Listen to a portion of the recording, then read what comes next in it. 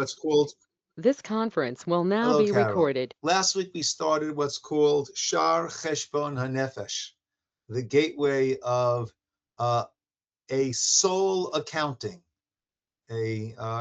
keeping track of where we are in life, and if we are where we want to be, what are the things that we're doing well, what are the things which could use a little bit of a fine tune, we'll call it, right? And but to be cognizant, to be focused on that, and not just to go through life. So we are in Sepharia 824, okay, which is in the middle of the second parak, the second chapter. And let's pick up where we are over there. Just one second. Yeah. Va'al hama'amin, and therefore a person who is a believer in God, right? And it's very often, people say, well, why would God, right? So okay, so we're talking to a ma'amin, we're talking to a believer. Okay, so we're already in good standing, right, at that point. And when a person asks why would God, it means that we're talking. Hi, Kathy. All right, we're just getting started now. So the first words where we are now, at 824, is al hamamin lachshov. A believer needs to think or needs to calculate. And I was just saying that, why would God, right? So that by asking that question, one is already showing just how great they are. Meaning, A, I believe in God. B, I believe God is just and good, right? C, I believe God is involved and is aware of everything that's going on. And only then can the person ask, well, why would God allow, or why would God do this or not to do that? Right? So once a person's already asking why would God, that shows that the foundations of belief are clearly in that person, and they're struggling with certain things that God does or doesn't do according to our limited understanding. And I always say, well, you're in good company, because Moshe, who certainly believed in God and had the best understanding and knowledge of God of any human being ever, also asked that question. Okay, let's go back. So the believing person needs to make this calculation with oneself. What is it that I should be doing for God? V'yidaktek b'davar, and to be very, very careful, to really scrutinize. B'tachlit yichalto, according to the best of that person's ability. Ukafi hasagato mimenu, and according to that person's understanding. Umashiagia elav b'maaseh, and that which then results, that I therefore should be doing whatever X might be, yishtadel bo v'yitrach. Then a person should put all of their efforts, hishtadlut, all of their efforts into that. Umash lo yuchal lahasigo b'maaseh. And this is very, very important. And that which it's not practical, right? B'ma'aseh, in terms of a practical actions. It's not practical for me to do it now. Yasigehu biyidia, attain it with this knowledge, v'yit avehu, and the want to do it. Meaning there's value in that which I aspire to do, that which I hope to get to, that which I thirst, right? Interesting. The Hebrew word for desiring, for wanting something, is lichsof. And the Hebrew word for money is kesef, right? Kesef, right, means silver, but kesef is also the term for money. Now, a person might mistakenly say, so you see, Jews, it's all about wanting the money, right? So therefore, the word for desire is the same word for money. But that's, of course, not the case, right? What it's saying, though, is the desire, start that, Kathy, the desire for money is a very telling desire, meaning, right? I'm thirsty. I want some water, okay? It's already my second cup. Pretty soon, I'm not going to want any more water, right? You're going for your water. I'm inspiring everybody to drink water. Good. You have to hydrate in the hot summer. So, I'm hungry. I desire food, right? I eat. I'm no longer hungry. I'm no longer desiring the food. I was in Israel. I desire barekas. After 2 months of barekas, 10 pounds later, I didn't desire barekas anymore, right? With all of the things that we desire, right? When we have a certain amount, right, where the desire, if it doesn't go away, it certainly wanes. Except for money. Except for money, right? And that the Gemara says, if you have 100, you want 200. You have 200, you want 400. Ein adam mate, the person does not die with chatzi tavato biado, with half of what he desires in his hand. Right? I remember reading an article years ago in Reader's Digest, asking people, how much would you need to earn in order to really be comfortable? And it was fascinating. People earning between 50 and 75K would say between 100 and 150. Those who are earning 200K, about 400, right? Exactly what the sages say, right? Basically, if you double what I'm earning, then I'll be satisfied. And then once you double it, guess what? They'll have to double it again in order for them to be satisfied, right? That's how it works. We're always looking for more. So that's why the term for desire is the same term that we use for kesef, for money, because that speaks of what a true desire is. Not that a person should be desiring money, but a true desire is something that one is insatiable when it comes to that.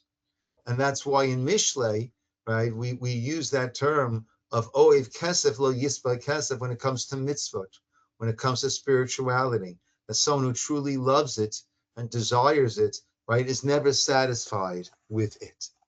And therefore, a person, we say over here, it's important, yichsof elav bilibo, for a person to want it. So if there's something that I feel I should be doing, but I can't do it right now, but a person desires to do it, that is very, very powerful, right? If I could use Melvin as an example, right? So Melvin was working for years and years and years, and he wasn't a daily minyan goer. He wasn't a daily minyan goer. Now Melvin is more on the, not fully retired, but always busy with some good things, but more on the retired side than he was previously, right? And now Melvin is a regular at the morning minyan. So I imagine what helped Melvin to get to this point is when he was unable, it was something that he wanted to do, something that he aspired to do. And that way, it's not only considered that now he's going to minyan, but having that desire then already had value, already was a minyan mitzvah involved in that. As the pasuk says, like King David says, alav shalom tehillim, achalai yikanu drachai lishmor chukecha, right? Achalai, my want, my desire is that all of my hopes and aspirations is that my path should be set to follow your ways, that nothing should stand in my way, right? During King David's life, there were many times and many situations which stood in his way, but his desire was always to not have those things in his way and to be able to do it. The Amar, and it says, Hanechamadim mizahav umipazrav hanechamadim, right? They desire it. They view it as more desirous than zahav, than gold, and pazrav, great fortunes. Mitukim, it's sweeter, mitvash, than honey, than nofet sufim. Right? These are all right speaking about the desire to do it. Actually, when someone was no longer working, I said to them, "Now's your chance to get reward for minyan for the past 20 years." The guy said to me, "How?" I said, "Well, until now, you couldn't go to Minyan because you were working. Now that you're not working, if you go to Minyan every day, that's going to, or try to go to Minyan every day, that's going to show why weren't you going to Minyan all along? Because you were working, right? So you get the reward for going to Minyan for the past 20 years. It didn't work, but I thought it was a good presentation, but it didn't work. Okay. And then, yeah, Vabore yadineu lischut, and God will judge that to the person's merit, that it's as if the person was doing it since the person was all systems go already, but wasn't able, right? We live in a world where we can't control the outcome. All we can do is control our want and our efforts. Right? So then Hashem's going to look at it and say, okay, this person wants, this person would, this person can. So it's as if this person did. Because again, the final results is not in our hands. All we can do is make our best efforts. And then, the person needs to look forward to those times, asher tasig yado, when it will be within their grasp. V'yuchal bahem, l'shalem ma she'yitachen lo mechavot habore. And then I will be able to fulfill that which I recognize is what I should be doing, mechavot habore, of these obligations that I have to the Creator Yisparach. V'al yarchiv alatzmo ha'amat la'ot bo. And don't come up with all these different excuses. V'yizhalzel ba. Interesting. Once I come up with excuses why I'm not doing it, then what is our tendency? What's human nature? Well, if I'm not doing it, what do I need to do? I need to somewhat denigrate it, right? It's not. If I'm not doing it, it must be that it's not so important. Because if I really think it's so important, then why am I not doing it? So I don't want to have that cognitive dissonance that I think it's so important, yet I'm not bothering to do it. So what happens? Once I have excuses why I'm not doing it, so then already it becomes diminished. We find that in the Torah by Esav. When Esav sold the Bechorah, sold the birthright to Yaakov, it says there, Vayochal, Vayesht, Vayelach, he ate and he drank and he walked away. At that point, he was no longer desperate, but what does he do? Vayivez Esav et HaBechorah, the pasuk says. Esav denigrated the Bechorah. What was it worth anyhow? Because again, the cognitive dissonance, we want to make sure that what we're doing is not distasteful to ourselves. So once Esav sold it, he had to convince himself that it wasn't worth anything anyhow, right? So to over here, right? Don't come up with excuses, which will lead to v'yizalzel ba, which will lead you to then start to diminish the importance of these different acts, these different mitzvot. V'yitalei mimenu, right? And then it will be away from a person. The person will not be able to fulfill it. Right? Lest the person will then be held responsible at the time of the ultimate judgment. As the pasuk says, Baz lidavar yichavel lo. If a person dismisses, denigrates something, right? We have an expression, it comes back to bite him. And the way it says in Mishlei is yichabel bo. That will injure the person. That will come back at that person. Okay.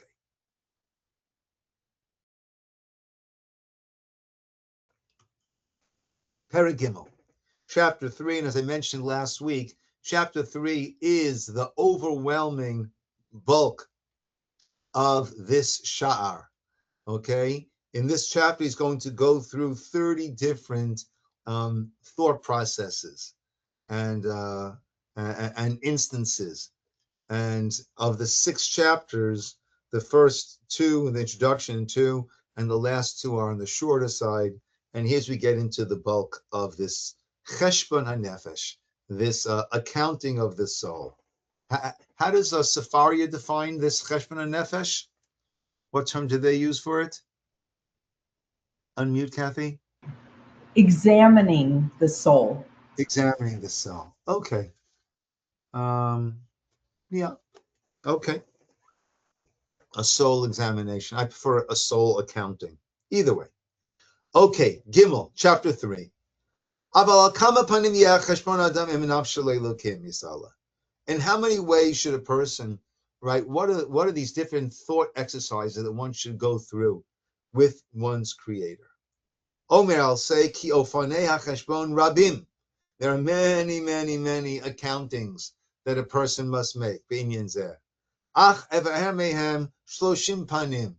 But I'm going to be brief, he says. No, I'm putting that in. I'm only going to go through 30 of them. Okay? Yitbaer mehem ma she'adam chayav v'lo Elokim, and explain in these 30 what is it that a person is obligated to God. K'shenoten otam el libo, when a person takes these things to their heart, u'mekabel al nafsho, and they accept upon themselves lachshov bahem, to think about them, well, to make this examination, this calculation, v'liskor otam tamid, and to always remember them. Harishon, number 1, kashistakel adam b'inyan atzmo, a person looks at his own self. Leilokim yisaleh. Oh, I'm sorry. V'yachshov b'tchilat haviyato, and one thinks about one's very beginning of coming into existence, conception. V'yitziato, and going mi lo mitzia el mitzia, from non-existent to becoming existent, right? The fertilization of the egg cell, of 2 half cells that came together. Before that, we were completely non-existent, and then we came into existence. And then that single cell split and split and split and split and split billions of times until we were this full functioning human being in utero, but with everything that we would need to exist outside of the womb and to develop into the adults that we are at this moment that we are learning together. But it all began from that single cell, those 2 half cells coming together. We went from lo mitzia, non-existent, el mitzia, to existing. Heatakton me'ayin, from nothingness, liyesh, to yes, to being.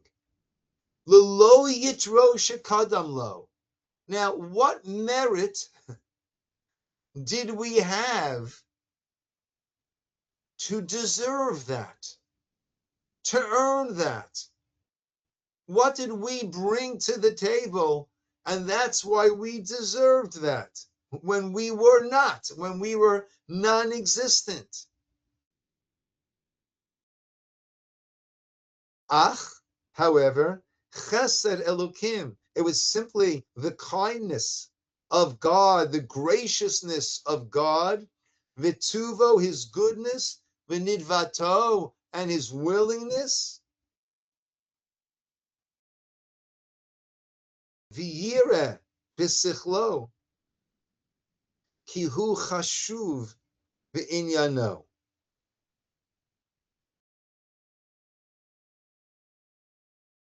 And then to realize that not only did God bring me into existence, but there are many things that are in existence, right? There is the wood that made up the paper of the book, of the sefer that we have. There's the wood of the desk. There is the mosquito buzzing around. There is the plants. There are all these things. There are the domain. There is the inanimate. There is the animate. There are all these different types of existence. So not only did God bring me from non-existent into existent, but what did he do? V'nisa b'madrigato. He brought me into existence, into this highest level of that which exists in the world. He lifted me up in my madrega, in the level of my type of existence, and I am ascending over in the form that I was born, mina behema, rather than an animal, v'hatsemach, or a plant, v'hamutzak, or the inanimate, the rock, or something like that.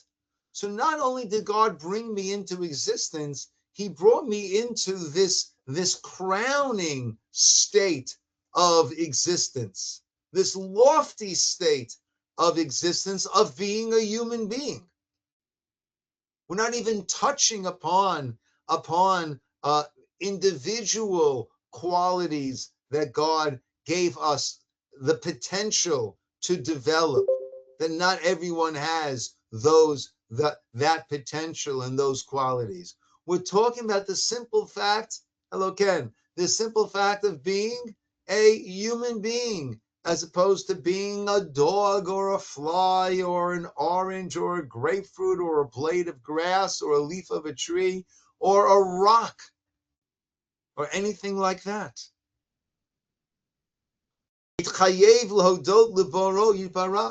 All of this obligates us to thank, to feel this gratitude to the Creator. Let's give a mashal. Let's give a parable for this. Just allow it to go up onto your mind. Imagine. Ilu be'et yankuto. If at the time that you were a nursing infant, hishlichato imo be'mesila, you'd have been thrown out onto the street, right? At that point when you are so helpless, so vulnerable. Vavar adam echad, and a person passed by, vira'auto, and saw this castaway baby, right? You have children who are left at a bus station, at a train station, hoping that some kind person will come along and take them in.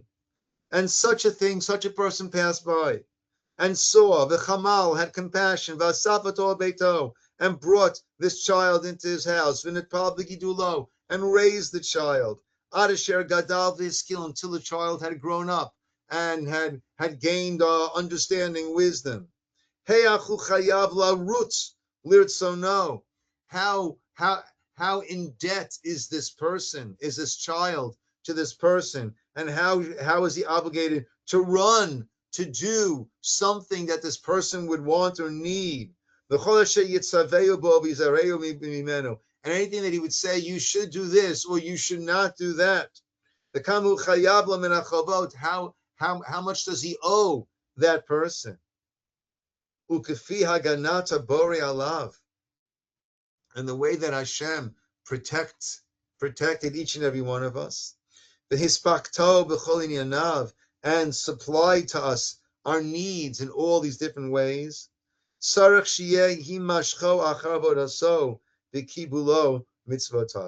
Right? That's how we should be feeling to Hashem and accepting his guidance as we understand it in the Torah. Ukvar ochiach hanavi ha'umah, and the Navi, the prophet, chastised the nation when it came to this, when he said, Hal Hashem tigmuluzot, is this how you are paying back Hashem? Am naval v'lo chacham, you nation that is foolish, not wise. And it goes on, Halohu avicha kanecha, he is your father. Hu aschav yichoneneka, he made you, he fashioned you, he established you. So therefore, that is what a person needs to think about. Ubir Yechezkel, and Yechezkel, Ezekiel, the prophet, said said Beperik about this idea. Ve'avor alayich, I passed by you. Ve'erech, and I saw you. Mitvoseset bidamayich, and I saw you wallowing in your blood. On a simple level, I saw you in the dire straits that you were there in Egypt. But actually, we say this at a Brit Milah. Hashem saw the dam, meaning he saw the blood. He saw the mitzvot that we do with blood. And that is the mitzvah of Milah, of circumcision, and the mitzvah of the Korban Pesach. And he had compassion on us. But the first thing to think about is what we owe Hashem. We're making this cheshbon hanefesh. Well, what do I really owe God? What do I really need to be doing, right, to show the appreciation, right? And what we need to think about, well, let's see what God has done for me, and then I could start to evaluate, is what I'm doing commensurate to that? Is what I'm doing, does that align with that? Excuse me. So that's A. A is even before we were born, right? The very point of conception. Vasheni, number 2. Hacheshbon, ha'adam im nafsho b'godol tovat ha'alokim alav b'chibor gufo. Right? The goodness Hashem did and does to us with our body coming together. And again, we're not talking about particular physical attributes. We're talking about in general. B'chibor gufo, v'hashlamat surato, umahuto, how we have complete functioning bodies. The tavnit evarav, our limbs are properly fashioned.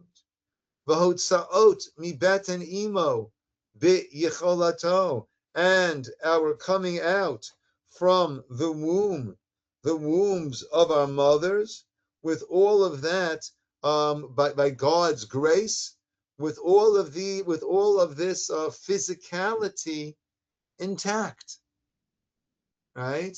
And all you need to do is sometimes be around people who don't have these things, and you really appreciate the things that we take for granted, that we view as being an inherent and an intrinsic part of ourselves. But one of the dangers that we always live with is that we don't truly appreciate something until we don't have it, and then we stop taking it for granted, and then we appreciate it. Or at least when we see other people who don't have it, that shakes us a little bit out of our state of complacency. That of course I have this. There's a beautiful teaching that we have when the tribes were being born, and the names of, you guys have to pay your electric bill, really, come on, right? And the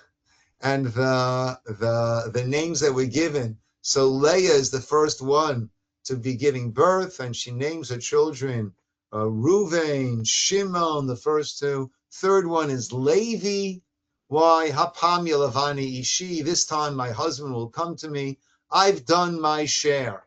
Meaning, the teaching we have is they knew prophetically that there will be 12 tribes, and Yaakov had 4 wives. So therefore 12 divided by 4, it's 3. So therefore each of them should have had 3 children. So now Levi, now my husband will come to me. I've done my share. No one could say that I haven't done my share. She has a 4th son, and she names him Yehuda.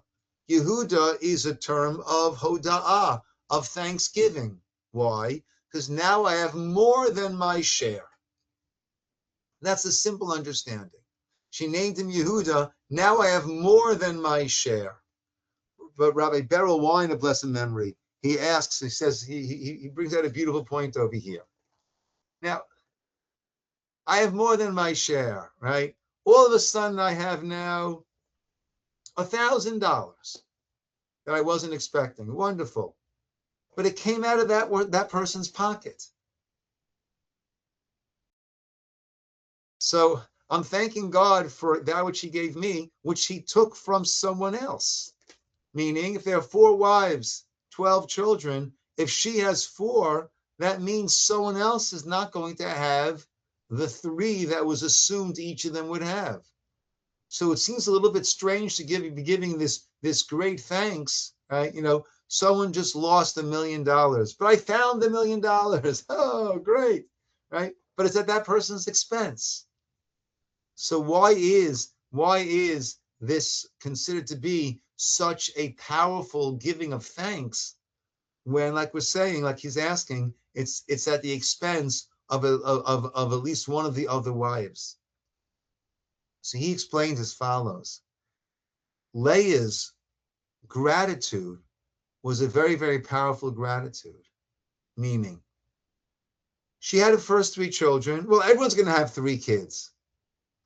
So therefore, her sense of gratitude was not overwhelming. But now she had a 4th child. If she has a 4th child, that means someone else is not going to have 3, which means there was never a guarantee for 3, or for 2, or for 1. And therefore, when she had this 4th child, now she thanked Hashem, not simply for the 4th child. Now she thanked Hashem for children's 1, 2, and 3, for that which she had taken for granted until now. Now she's fully thanking Hashem. I've shared before, years and years and years ago, I'm still living in Israel, going back 20 plus years. I was having a conversation with a woman who had 1 child and didn't have a child after that. And in Israel, it's pretty, especially in the religious community, it's fairly large families. That is the norm. I always like to joke that in my Knesset, in the building I lived in Israel, there were 4 Knesset an entrance, and there were 4 apartments, 1, 2, 3, 4. So with 4 families there, we were all very close friends. One family had 10 children. Another family had 9 children. The other family had 8 children. And Nebuch, the Ciners, they only had 7. All right, so there was talk, maybe we should go to a fertility specialist to see what the problem might be. Right? I mean, I'm kidding, right? But that's the size of the families in the religious communities in Israel. And this woman had 1 child. And I had a conversation with her, I forgot how it came about. And she said, people often look at it and say, oh, only 1 child, did you try this? Did you try that? Did you go to the kotel? All these things, right? And she said,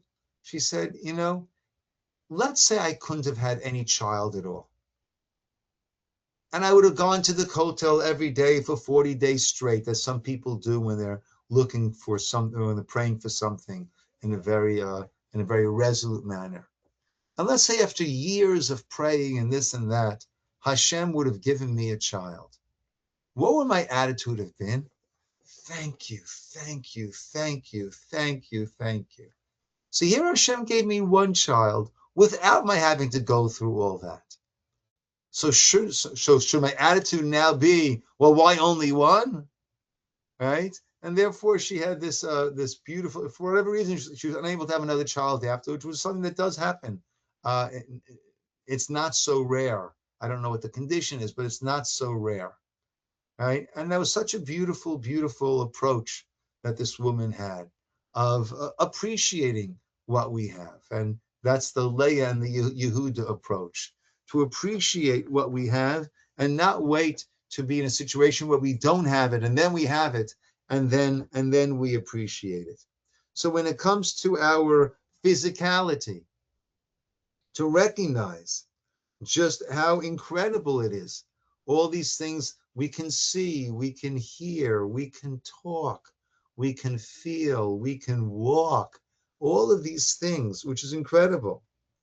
V'achanat tarfo kodem lezeh v'acharav, and how in the womb Hashem prepared the food for us, right, via the placenta and the blood, through the blood and the placenta of the mother, and then afterwards, v'acharav, and after we come out, all of a sudden the mother is able to nurse, and all the nutritional needs of the child are there coming from the mother. Far better than any formula or anything that we can try to devise to keep babies healthy and well. Nothing compares to the health of the mother nursing. And that's why I was so appreciative that Natalie decided to nurse all the children. Also, the fact that I didn't have to get up in the middle of the night, that also helped. But besides that, right, that it's such a gift. It's such a gift. But that's a gift from Hashem, how everything is so perfectly prepared. Right? And how the milk changes, right? As the child gets older and its needs change, the milk changes. In what it's comprised of and in the volume. Chesed me'elokav alav. That is a chesed from God upon us. V'yachsho b'nafsho. And to think but to oneself, Ilu haya chaser, if I was lacking, b'tchilat briyato, from the time that I was born, if I would have been lacking, mibli einayim, no eyes, o yadayim, no legs, or yadayim, no hands, or raglayim, no feet. If that's how I would have been born, v'haya biyecholet adam la'asotam lo, and then I would encounter a person who would be able to somehow give me the ability to see, or fashion for me working hands, working legs, achia gufo shalem bahem, and that way my body would be complete, would be full. Heyachti ahodato lo, how grateful would I be to this person? V'hi mashcho, and how I would jump lemitzvato. I would look for opportunities to see what this person might want me to do, and I would jump to do it. V'hi davek b'avodato. I would be so thrilled to have the opportunity to do something for this person, to reciprocate. I can never reciprocate to the person who gave me eyesight, but whatever I could do, rest assured I would do whatever I could possibly do. Ukafizeh, and in that same manner that we would feel towards the person who did all this for us, sarich sheyimashech achar baro. That's how we need to be pulled after our boro, after the one who created us. Asher tikein gufo, that he established our body, ve'shlime varav, and gave us a complete, whole, functioning body system. Kulam, and completely, betachlit atikun, that each one is this fine working tool. V'atichun kamo shama, like the pasuk says, zecharna, remember, please, ki kachomer asitani, right? That you fashioned me, kechomer, right? That you fashioned me like this form, vel afar tishivani, and then and ultimately back to dust, tishivani, you will return me. So you took me, like we say this on Yom Kippur, right? Like the vessel in the hand of the artisan. Okay, anachnu biyadcha, so too we are in your hand, Hashem, right? And to recognize what a gift we have with all of these things. Va'amar, it says in Tehillim, Ki ata kanita kilyotai, you formed my kidneys to sukhani, you shielded me, bebeten imi, in the womb of my mother. Odecha, I thank you, Hashem. Al ki noraot nifleti niflaim nifleti, for the wonders that you've done. Niflaim ma'asecha, right? How wondrous are your actions. V'nafshi yodat ma'od, and my soul knows this very well, right? Appreciates this and focuses on this. But Omar, it says, Ki ata gochi mi beten, you drew me out from the womb, mavtichi al shadei imi, and you gave me this security by the breast of my mother. Right? These are all different psukim referring to this idea of appreciating the things that led us to move forward in life, right? All of these things, the simple. So there is the appreciation of us being conceived, of us coming into this world without anything, any credit going in, and then, right? And then not just coming into this world, being created into this world, but being created as the pinnacle of creation, which is a human being, as opposed to an animal, a plant, or an inanimate object. And as a human being, right, being a full, complete human being, how we were taken care of in the womb, outside of the womb, and how we were born with each of these tools, eyesight, ability to hear, all these things, each of which, if we were lacking these things and we were to place a value on it, we would spend, if we had it, millions of dollars to restore each of these things. And here we've got it. We have it without our having had to have asked for it. So this is a good start of the things that a person, when making the cheshbon, well, what should I be doing for Hashem? So you need to think about, well, what would I be doing for, number one, the person who picked me up in the street and took care of me?